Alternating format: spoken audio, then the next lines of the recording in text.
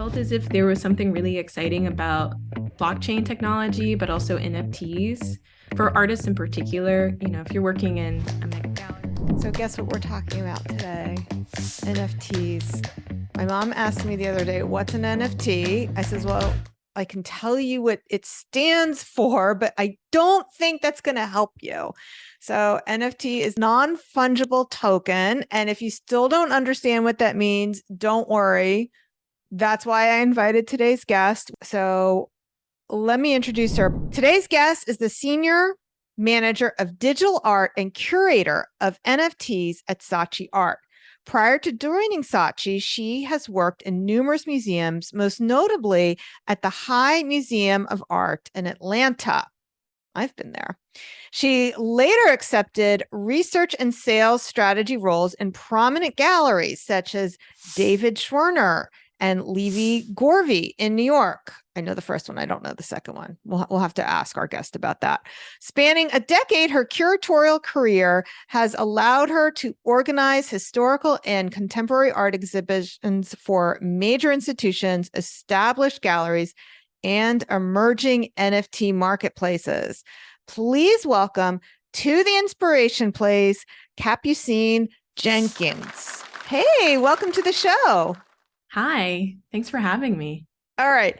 So I'm super excited to talk to you about today's topic and get to know you. And before we hit record, you started telling me about your background working with art history and civil rights. And so before we get into NFTs, I'd love to chat with you about that. So tell me about that background that you have. Because you went to Auburn University, which is also?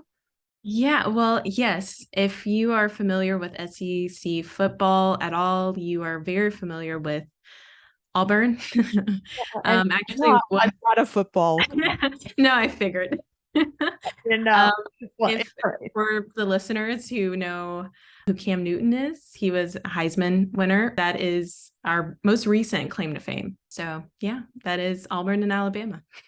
Yeah, so my niece got married the same weekend that University of Georgia was playing Alabama. I don't think that was a good weekend for her to pick. Like half the bridal party kept sneaking off to the bar to watch football.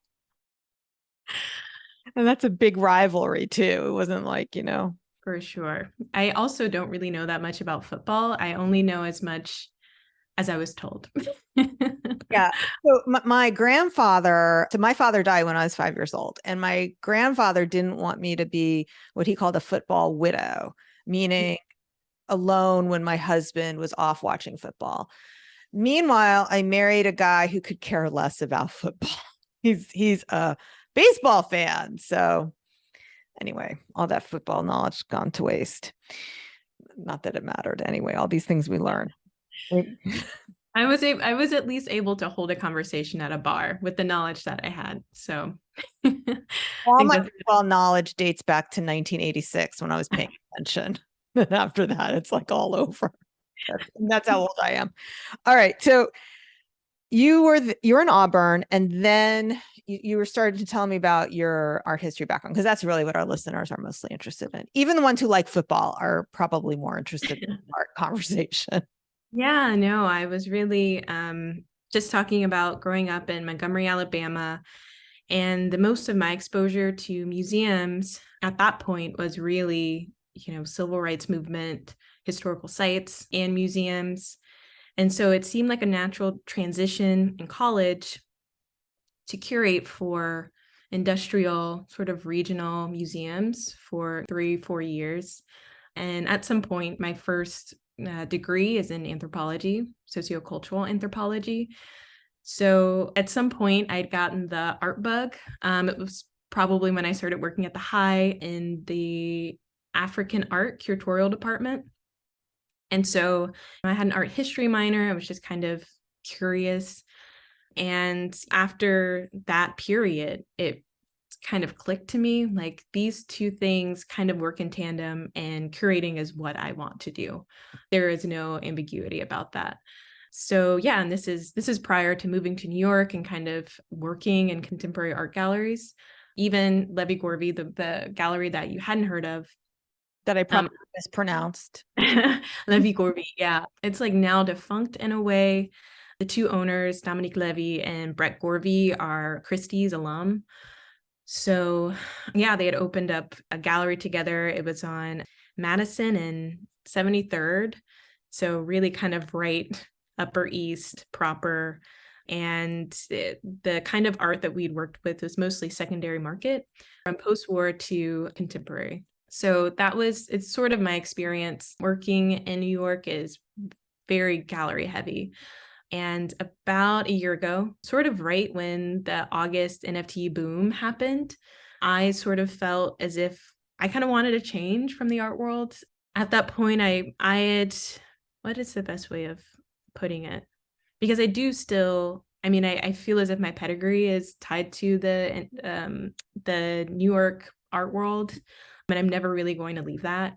Yeah. But I felt as if there was something really exciting about blockchain technology, but also NFTs for artists in particular. If you're working in a mega gallery or even smaller galleries, just really seeing up close how artists don't really have a mid-tier place for them to be able to have a livelihood. It's either you're struggling or you get very lucky and get gallery representation. So with NFTs, I kind of saw that possibility. For context, I was also a provenance researcher for a while. So learning about the blockchain and that there's this ledger that you can kind of track artwork. Of course, I was curious because, I was going to be out of a job if the art world actually recognized that there's this new technology that can do my job. But I'd kind of fallen into curation specifically for that reason and kind of built out the curatorial component at First Dibs and pre-launch. And then this opportunity at Saatchi sort of truthfully kind of fell into my lap. And it's been great since then. It's sort of exciting that, well, there are pros and cons, but it is really exciting that it seems like every place that I've been, you're kind of starting from scratch and starting anew.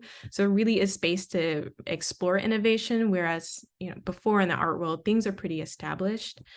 Yeah, your collectors are old money. Like there's just like a kind of cadence and crowd and price point that you're just kind of accustomed to. And now you're entering this new world where a collector could be Joe Schmo or someone from this tiny corner of the world that you would never and under any other circumstances would have any kind of contact with. Now you're able to engage with those kinds of collectors and artists. That's great. Okay, so there are lots of questions about the NFTs, but okay, I'm so excited to have someone to talk to about some of these exhibits I've seen in New York City. Hopefully you've seen the same ones I have.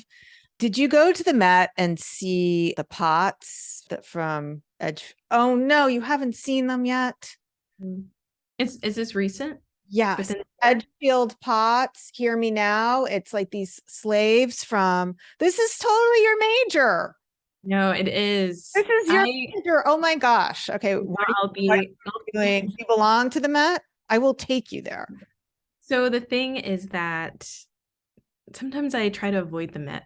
It absolutely has to be, I have to be essentially dragged there. Okay, all right. So you haven't been to the Met. I will tell you there are 3 exhibits that are worth seeing. Hopefully they're still up. So the Edgefield Potters, they were, hopefully I get this right, from South Carolina. They were slaves who, instead of picking cotton, they were creating pottery. And what's interesting is you would think, so this is what I'm saying, this is totally your major. You would think that, and tell me to stop talking if you know what I'm talking about. Okay. This is also for the listeners who maybe didn't listen to the other podcast. So you would think that someone who's enslaved doesn't have agency over their art, but that actually wasn't true. So Dave, and he later took the name Drake after he was emancipated, Dave Drake would actually write poems on his pots, which was a really brave act considering that it was even illegal for slaves to be literate at that time. So I was very moved by that exhibit. And the other exhibit I found very moving. It was a 19th century sculpture of a Black slave. So it's called Why Born Enslaved, and they curated an entire exhibit around a sculpture by Jean Baptiste Carpeaux, who was a French sculptor, but then they also included art by Edmonia Lewis and Killian Wiley. And so it was very interesting and very moving. I thought that was definitely worth seeing. And then the third one is they have a new exhibit in the period rooms that really basically to make note of Seneca Village, which had to make room for the Metropolitan Museum of Art. Maybe that's why you don't like visiting there. It's like ancestral. It's an energy. No, it's truly the tourist. Oh, it's the tourist or the COVID? Right? Yeah, I haven't been. Well, am I lying to you? I think I've been once or twice this year. A friend of mine worked there. I think there was a new curator within the last year or two. These exhibitions don't really quite sound like what the Met typically, what's just a part of their like institutional program. Well, the So I would, is really good too. So what I also liked, I don't think I listened to it there because I don't like being on my phone in the Met, and they no longer give you, the audio guides, I think because of COVID. But when I went home, so you could actually, look at it online, or anyone can look at it online who's listening. You can listen to like the audio of like what they had, and they pull in different perspectives rather than just having like the old white male historian talking about these art. They pulled in different perspectives, so from anthropologists and from different people, so that you could have like a multicultural perspective of the art that you were looking at. So I enjoyed that whole curatorial aspect too. So yeah, so when you see it, email me and let me know.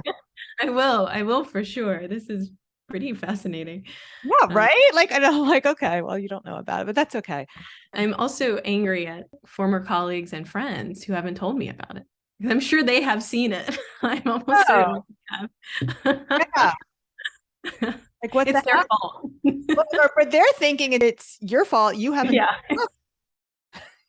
right? You're the, okay. very true. Okay, right? Okay. All right, let's move on. Okay, so here's the thing that kind of trips me up with NFTs. Like I sort of get it, but not really. Like it's digital art. Well, what's the difference between a JPEG and an NFT? Yes. I don't get. That's the $1 million question.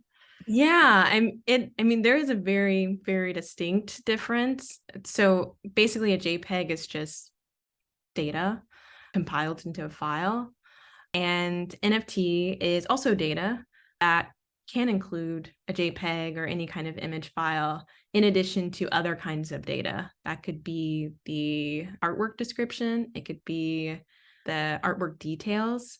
I mean, kind of within what's called like a smart contract, you can include all these kinds of stipulations. Like, for example, and to be honest, I'm not sure, and I would love to see it, if an artist has included, for example, like an installation artist, for whatever reason, has included stipulations about how their work should be displayed or understood, or in an actual physical space, you can house all of that into this smart contract. It's just data, essentially.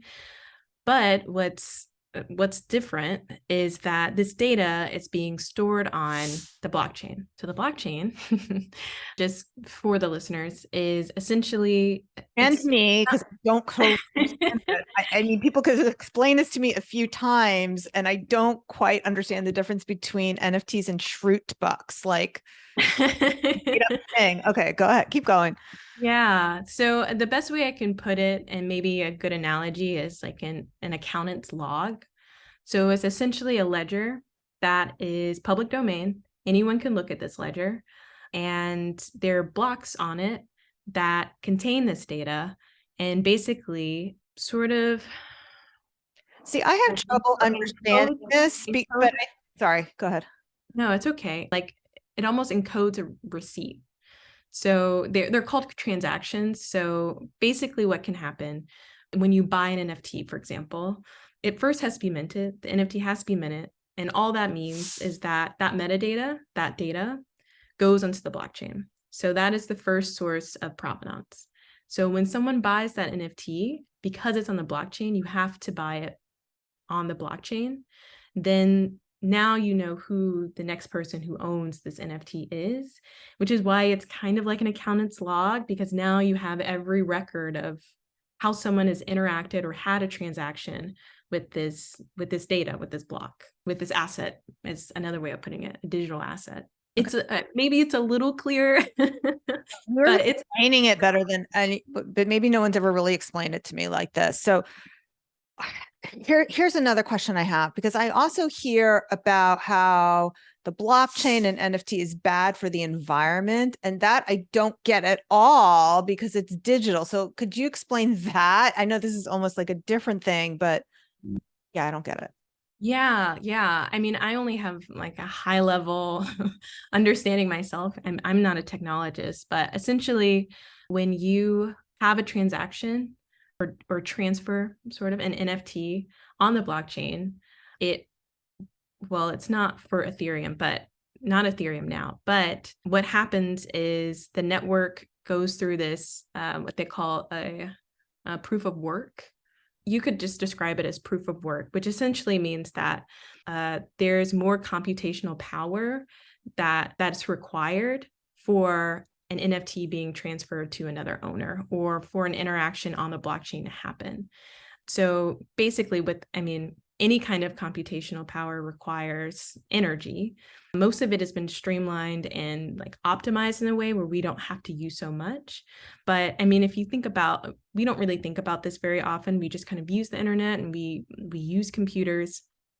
But ultimately, the internet is just a crap ton of computers in Google's basement, like different sort of Web3 tech companies. It's just original sort of almost Adam and Eve computers that have to work harder because of interactions on the blockchain, basically. Okay, so wait.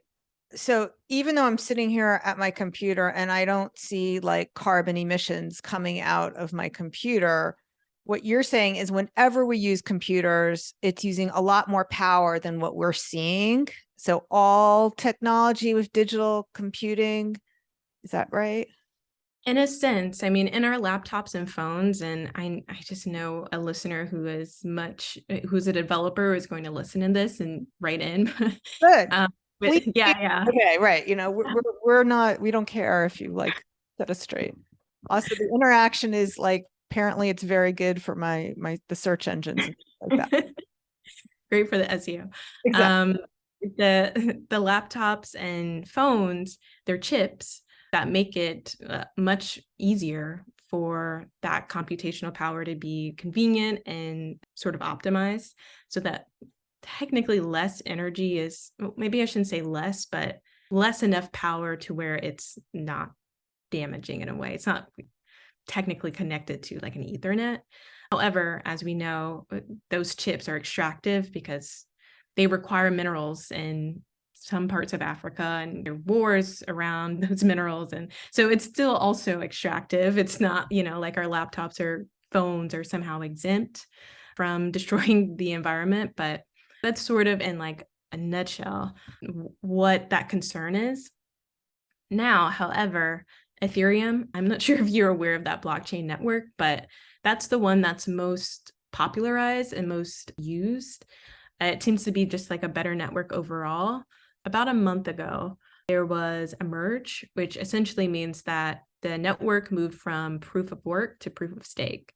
So it requires less computational power in order for those blocks to actually have those transactions, is what that means. It sounds so esoteric, and Right. in some way it's actually So we have this joke in my family. My father-in-law is a chicken farmer, and when he gets together with my husband, it's my late father-in-law.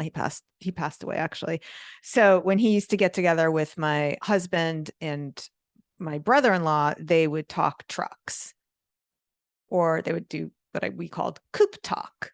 And whenever it was truck talk or coop talk, my eyes would just glaze over. So that was starting to happen just now, just so you know. It's like, okay, I don't care. We can talk about the exhibits again. Yeah, it's one of those things that you would need to have a familiar analogy in order to sort of understand it. It's really not that difficult. It's just that right now, and this is actually, maybe we can get into this a little later, considering the market conditions and things like that. But it's because that space is so not user friendly and doesn't really know how to sort of onboard, is what the space calls it, but it's really just educate people, the general public and the general user, bring them into the space and help them understand how they can use the technology to their benefit. Yeah, see, I think what's hard is for people of my generation, it's not that I'm a technophobe. I went to MIT actually. So it's not like I'm a technophobe, but my generation, we didn't like what's that penguin game? Do you know, like there's Minecraft, and then there was like this penguin game that my son used to, he used to buy things for his imaginary penguin pet. I wouldn't know. Yeah, anyway, like, great, like, my son's generation, they're used to having like these imaginary things that they buy in these imaginary worlds. And that's not just like, so my son, by the way, he's 22. So just so you know what we're talking about. And I'm in my 50s. It's just like, wonder how old is she? So like people my age, it's very different than my son's generation, who is understands more this virtual world. It's something that they kind of had a grasp on because of the gamification that was, that they grew up with. Right. Yeah, no, your son is also 22. He's Gen Z, so he doesn't know a world without computers. I mean, I'm saying that I'm aging myself. I'm probably not, but I do remember a time before the internet, before computers. I mean, it was, by the time it had sort of reached my household, which was like mid 90s, it was still just kind of this mysterious, like, how is this living in this box, and there are pixels and there's floppy disk? Like, what does this do? Why is it not working? It was just this mysterious box that you knew that there were possibilities, but you didn't quite speak the language yet. But I mean, also to your point about possibly not being a technology phobe, I sort of was. My second degree was in art history. And if you know anything about art history programs, they really should sort of, some of the practices are perhaps archaic. And there's a huge emphasis on writing, handwriting, and fascination with books and theory, and the idea of using technology and computers in particular to kind of inform or develop your arguments or theories or whatever it is really looked down on. And again, we can probably get into it a little later, but I think there's this understanding that art and tech are in contrast or even in conflict with each other, when I think NFTs actually do the job of bridging that gap. Okay, so let's talk a little bit more now about what Saatchi is doing and how artists can learn how to make money for it. So before we get there, though, I do have a question. See, let's just pretend I want to make money from NFT. Am I going to get paid with dollars, Ethereum, cryptocurrency? Like, Either. The most standard way of receiving payment is some kind of cryptocurrency. Ethereum, ETH is most popular right now. And apart from Bitcoin, is arguably the most profitable. But you can also convert, it's also a currency, so you can convert that cryptocurrency into fiat. So USD, euros, whatever it is possible to do that. So both, I mean, people are paying their rent with the money that they've made via cryptocurrency that they've had to convert into fiat to do that. So both. All right. So now walk me through. I almost said pretend I'm an artist. I am an artist. It's like, okay, so pretend I want to get started with NFTs. And, I have this beautiful portrait behind me of my daughter, which I would never sell. I do sell prints. So selling a print is very different than selling an NFT that might have a JPEG of it. Like, so, see, that's where I get confused. Before we talk about how the process, like, if I were to make an NFT, mint, and I'm using the words, mint an NFT, which has this JPEG attached to it, does that mean I can't sell prints or? You certainly can. So now we're getting into a conversation about IP. So Okay. this sort of goes back to the provenance thing. So if it's just a JPEG and someone pulls that JPEG and someone who isn't the owner starts selling prints of, this image, then the blockchain, because it's public domain and transparent, has the information for you to know the authorship. Now you know that Bob has owned it since 2016, and whoever is selling these prints doesn't have the IP and doesn't own the actual NFT. How you enforce that is the courts aren't even, I don't know if they're even there yet. Yeah, I don't know what happened with Andy Warhol, by the way. Like, are you following that at all? So Andy Warhol legally made a painting from a photographer's image of prints to Vanity Fair. And this was back in, I think, 87 or so, when, during Prince's heyday. But what happened is when Prince died, Vanity Fair took an image from Andy Warhol's estate. They paid the estate to take a new image, but they didn't pay the photographer to have the rights to do that. And they made a new cover on Vanity Fair, and it went all the way to Supreme Court. And I'm the one who's going to look stupid now because it went to the Supreme Court and I don't know what happened. So, I remember hearing like Clarence Thomas saying, I'm a Prince. I used to be a Prince fan. And I think it was Judge Sotomayor says, used to be, no, it was Ellen Kagan. I think she said used to be. So it was like, yeah, but I don't know what happened. Which is really the important part. Like, so what happened? Okay. So, all right, continue. So if I'm selling an NFT, am I selling the IP to also make the prints? Possibly. Oh, okay. So that's part of the contract. Yeah, exactly. Yes. Because the IP can technically still belong to the artist. So the artist, because whatever's in the contract, because they own the copyright or the IP, they can continue to make prints, again, assuming that's stipulated in the smart contract, while the current owner owns the NFT. So in essence, they own the artwork, and the artist can now sell image reproductions or can print this image.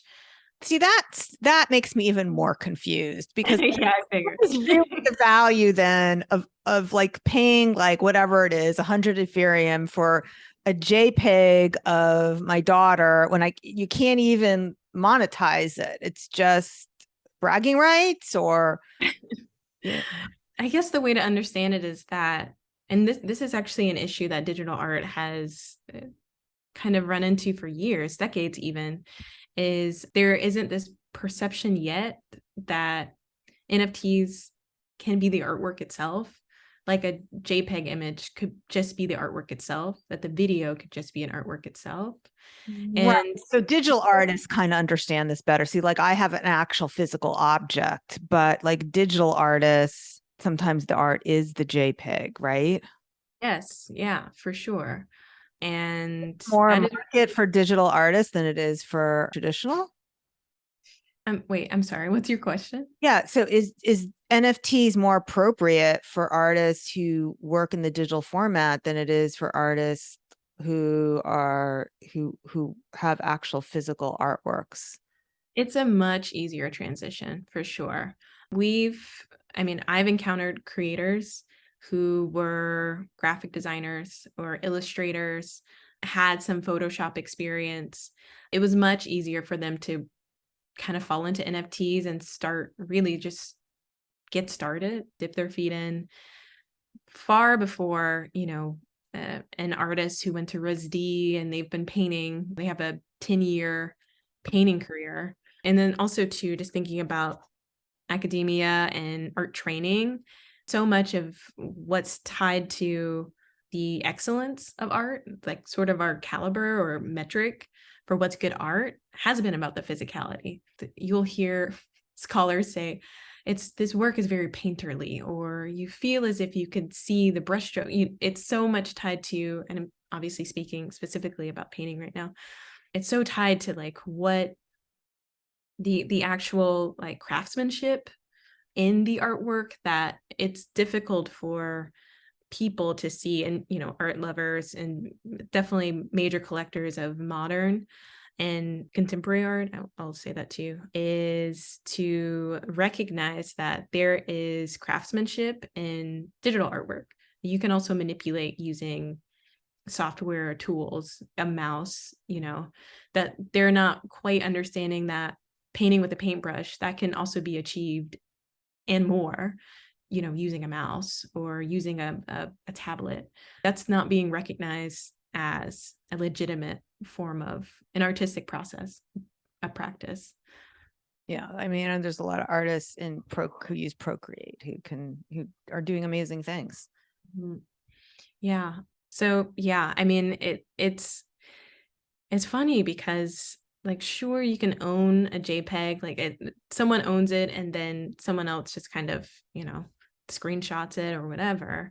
But now that our world is becoming increasingly online and sort of in some people's instance, almost exclusively online, for people who are content creators and their entire job is to be online, and that's how they learn and that's how they get better at what they do. Sometimes you just want to own a video, own an image. I mean, people do it with movies. You technically don't have to buy a movie, but many people still do.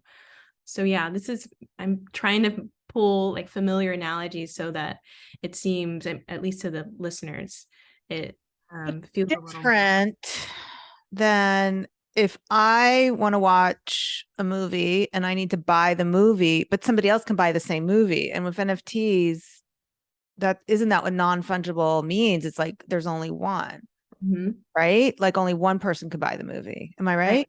Yes. Okay. Yes. Exactly. Yeah. All right. Now, I know you're coming here through Saatchi. So how does Saatchi help artists do this? Oh yeah, A for lot of sure. training. Yeah, so a lot of our program is site-wide, really. Many of our artists are physical artists, and when we started, definitely with our Genesis drop, the other avatars that opened or launched in January of this year, this sort of passion and mission to pull in physical artists, educate them about this new technology so really they can kind of expand their offerings. That was a really important point for us to do. I mean, much of our goal and objective really is to help artists, help growing artists, and definitely emerging artists make a livelihood for themselves. I mean, we really have a range of more growing artists to a little more established artists, but this is sort of that in between that I was, alluding to earlier, of you either get mega gallery representation, you really hit the jackpot, or you're struggling.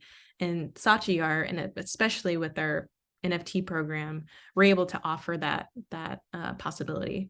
Oh, and by the way, I completely disagree that it's a binary, because I help artists make money, and my clients, who come to me are not the ones in the mega galleries, in the stratosphere, the Gagosian, it's not Izzy Woods, but people who they might be in a gallery in Canada or in Florida, or perhaps they're just a self-representing artist. So there is a path. Oh, 100%. That's why we're here. Right. That there is a path. But I think many artists don't realize that, or they're not, I mean, certainly not taught in school by any means how to be able to kind of capitalize or monetize their work, so that they feel as if they have to sort of become a banker or something in order to support their art. That's actually what I did. You're laughing. You think I'm joking. No, I, I so funny. absolutely did that. I started off as an engineering major. I took art history. I finished with more art history classes than engineering.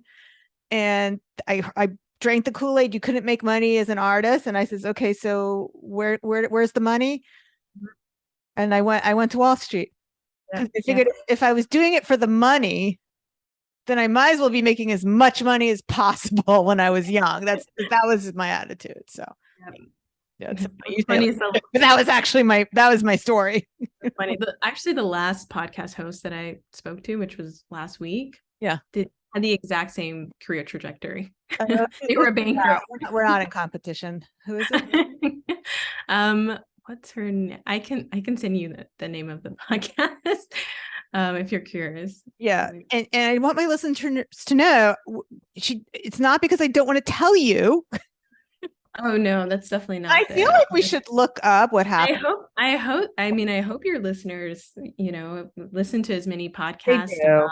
They do. They probably know who it is and say, oh, Supreme Court ruling Prince. Let's see if we can look that up also while we're here. I don't know if that they finished that. No, now I'm getting something different. Oh, this is Warhol. Yeah, I don't know if they've reached a decision. Supreme Court copyright case. Did Warhol image of Prince cross the line? And I don't see what the definitive thing is.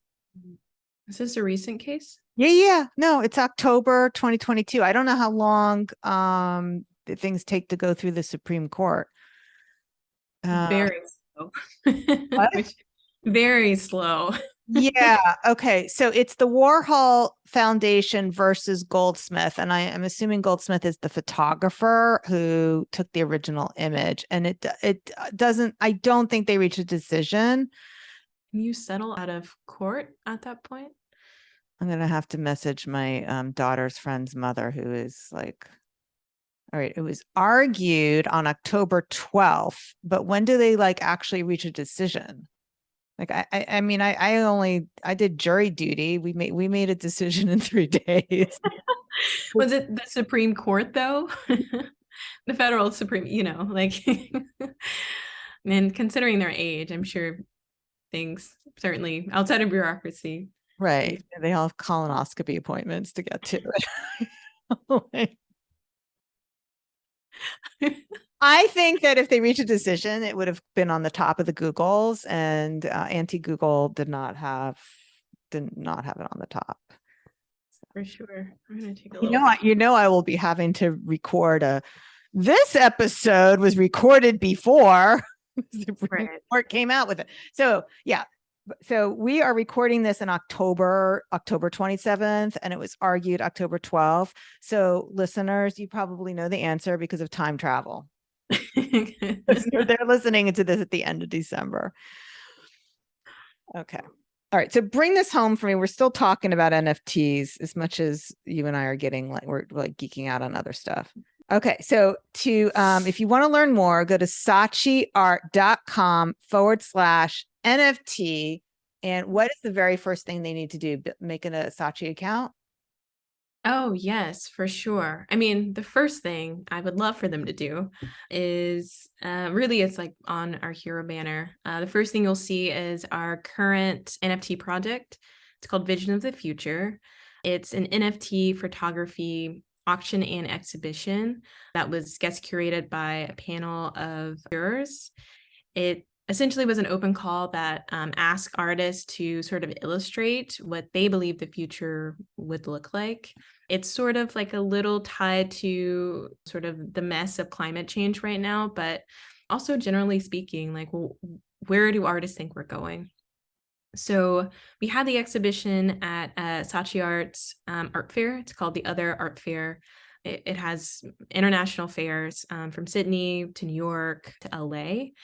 And so we had this exhibition last month in LA. It was really beautiful, if I do say so myself.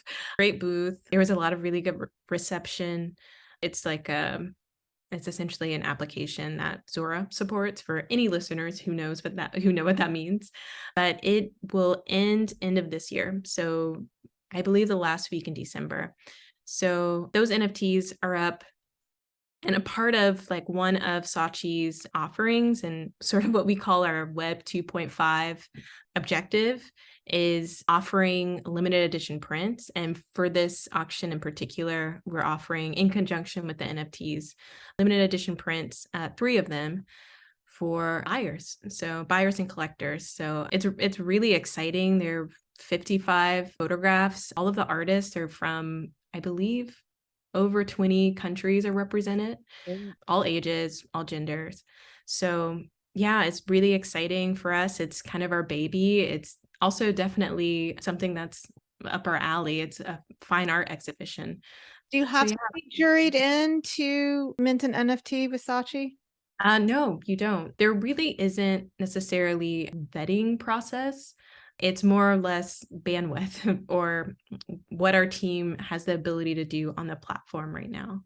So we tend to kind of, we're a non-exclusive platform. So we tend to kind of curatorialize through our exhibitions. So we'll bring in anywhere from 3 to 50, or in the case of the other avatars, 150 artists, onboard them if they don't have any NFT experience. And depending on whatever the project is or partnership is, kind of select that way and then I guess guide them through that journey. Yeah, on getting started. That's fantastic. I've truly enjoyed talking to you today. All right. So I just want to remind our listeners to go to saatchiart.com/NFT. Check it out. I know I definitely will. And don't forget that you can get Artpreneur. It's going to be in your hands in just a few short weeks.